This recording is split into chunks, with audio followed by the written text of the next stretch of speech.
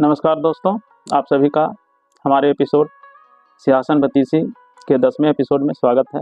आज मैं आपको नमी पुतली मधुमालती ने राजा भोज से क्या कहा और उन्हें कौन सी कथा सुनाई, इसके बारे में बताने जा रहे हैं। राजा भोज ज्यों ही अपना पैर सिंहासन पर चढ़ने के लिए बढ़ाते हैं, तभी नवी पुतली मधुमालती बोल उठती है, रुको राजा भोज, मैं आपको एक कथा सुनाती हूँ। उसके बाद आप यह निश्चय करना कि आप इस सिंहासन पर बैठने के लायक हैं कि नहीं। पहले आप मेरी कथा को सुन लें। पुतली के ऐसा कहने पर राजा भोज कहते हैं, अच्छा पुतली, तुम भी अपनी कथा सुना ही लो।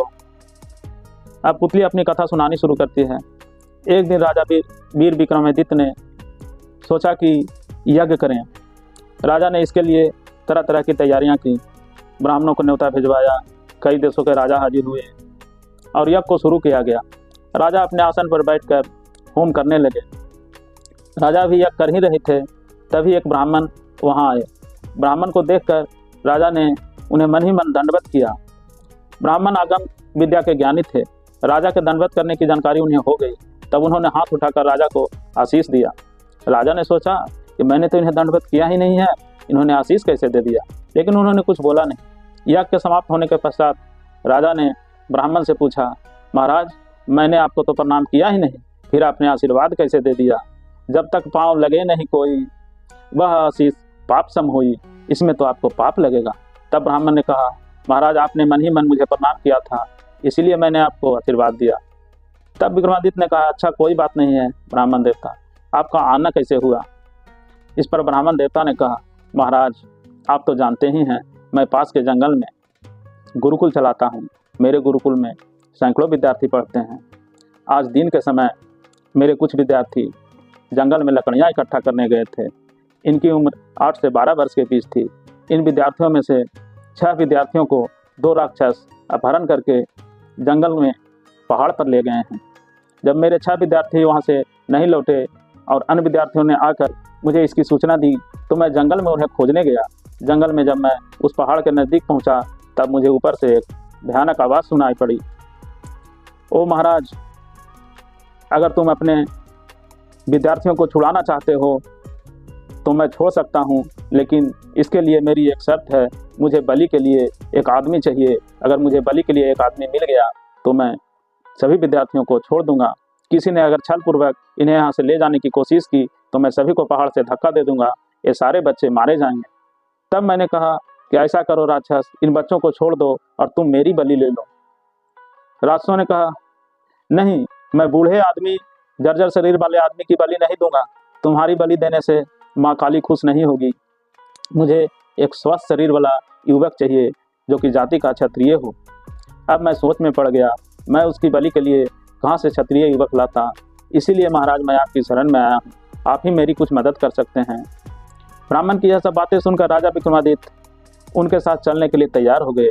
उन्होंने कहा, असली राजा वही है जो अपने प्रजा के प्राण को बचाने के लिए खुद का भी प्राण बलिदान करने से नहीं हिचकता। इसलिए मैं चलता हूँ आपके साथ। मैं अपने प्राणों की बलि देकर भी उन बच्चों की जान बचाऊंगा। अब राजा साधु के साथ चल पड़े। जंगल में पहाड़ के नज़दीक पहुंचकर राजा ने राक्षसों को पुकारा। तब उनमें से एक राक्षस ने राजा को कहा कि तुम ऊपर चले आओ। राजा पहाड़ी पर चलते चलते कठिन रास्तों को लांघते हुए राक्षस के पास पहुंचे। राक्षस ने कहा, तुम शर्त तो जानते हो ना। राजा ने कहा, हाँ, मैं शर्त जानता हूँ। मैं स्वस्थ भी हूँ, युवक भी हूँ, क्षत्रिय भी हूँ। तुम मेरी बलि दे दो और इन बच्चों को छोड़ दो। तब उनमें से एक राक्षस ने सभी बच्चों को गोद में उठाया और उड़कर नीचे चला आया। नीचे आकर उसने सभी बच्चों को ऋषि जी को सौंप दिया। दूसरा राक्षस राजा विक्रमादित्य को लेकर एक मंदिर के पास गया। मंदिर में माँ काली की मूर्ति थी। उसके आगे एक वेदी बनी हुई थी। उसने राजा विक्रमादित्य से कहा, तुम अपना सिर इस वेदी पर रखो, अभी मैं तुम्हारी बलि देता हूँ। तब राजा विक्रमादित्य ने अपना सिर खुशीपूर्वक उस वेदी पर रख दिया। अब राक्षस नंगी तलवार लेकर राजा की बलि देने के लिए आगे बढ़ा। ऐसा लग रहा था कि पल भर में राजा के प्राण उड़ जाएंगे। जब ही राजा के नज़दीक वह राक्षस पहुंचता है, अचानक से राक्षस गायब हो जाता है। वहां पर पवन देव और इंद्रदेव प्रकट हो जाते हैं। राजा के आश्चर्य की सीमा नहीं रहती है। तब राजा पूछते हैं कि हे महाराज, यह आपने कौन सी परीक्षा ली? तब पवन देव और इंद्रदेव ने कहा, विक्रम, मैं जानता था कि तुम बहुत दानी हो, तुम बहुत पराक्रमी हो, लेकिन हम लोग इस बात की परीक्षा लेना चाहते थे कि क्या तुम प्रजा के लिए अपने प्राण भी दे सकते हो।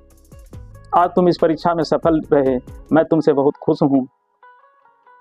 राजा को यह कहानी सुनाकर पुतली ने कहा, महाराज भोज, क्या आप इतने वीर हैं कि अपनी प्रजा के लिए अपने प्राण देने में भी नहीं हिचकेंगे? अगर आप में यह क्षमता है कि आप अपने प्रजा के लिए अपने प्राण भी दे सकते हैं, तभी आप इस सिंहासन पर बैठिएगा, अन्यथा आप इस सिंहासन पर बैठने के लायक नहीं हैं। पुतली का यह बात सुनकर राजा भोज सोच में पड़ गए और वह दिन उनका सोच में ही व्यतीत हो गया। उन्होंने सोचा, अब अगले दिन इस सिंहासन पर बैठने का प्रयास करेंगे। अगले दिन जब राजा भोज सिंहासन पर बैठने की कोशिश करते हैं, तब 10वीं पुतली मेघावती बोल उठती है। मेघावती पुतली ने राजा भोज को कौन सी कथा सुनाई और उस कथा को सुनने के बाद राजा भोज ने क्या किया, यह हम आपको बताएंगे अपने 11वें एपिसोड में। अभी तक जो लोग चैनल को देख रहे हैं वो इसे सब्सक्राइब कर लें, जिन्होंने सब्सक्राइब कर लिया है वो लाइक, कमेंट और शेयर करें। धन्यवाद।